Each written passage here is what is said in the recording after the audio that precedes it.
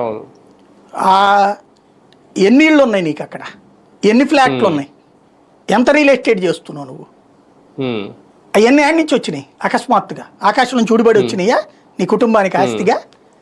ఉమ్, వేల కోట్ల రూపాయల డబ్బులు ఎక్కడి నుంచి వచ్చినాయి వాళ్ళ మీ మెయింటెనెన్స్లకి? ఉమ్, ఉమ్, అంటే సంపాదించుకున్నారు కదా.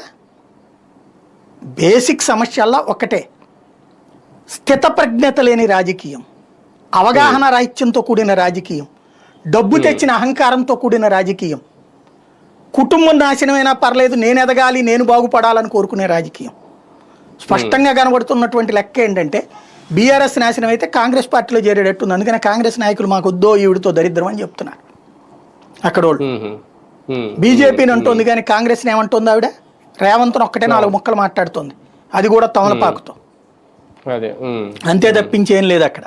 మెయిన్ తిట్లంతా హరీష్ రావుని టార్గెట్ చేసుకున్నారు. హరీష్ రావు, సంతోష్ రావు టార్గెట్. అది సార్ కానీ ఒకటి ఓకే, సస్పెండ్ చేసే విషయంలో ఓకే అందులో కూడా కుట్ర ఉందని ఈమె చెప్పేది, కానీ కేసీఆర్ మాత్రం ఏమన్నా తొందరపడ్డారా? పైగా కన్న కూతురు చాలా ఆలస్యం చేశాడు.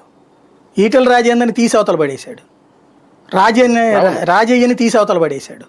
అంతకుముందు నరేంద్రాని, విజయశాంతిని ఎంతసేపు పట్టింది వాళ్ళని? వాళ్ళు ఎన్నిసార్లు మాట్లాడారని అసలు?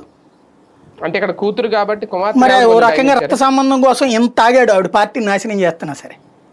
వాస్తవంగా మద్యం ఇష్యూ వచ్చిన రోజున సస్పెండ్ చేయాలి పార్టీ నుంచి.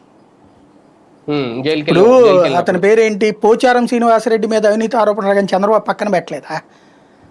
లేదు, కృష్ణ యాదవ్ది కుంభకోణం జరిగింది కదా, అదే దాని పేరేంటది, స్టాంపుల కుంభకోణం.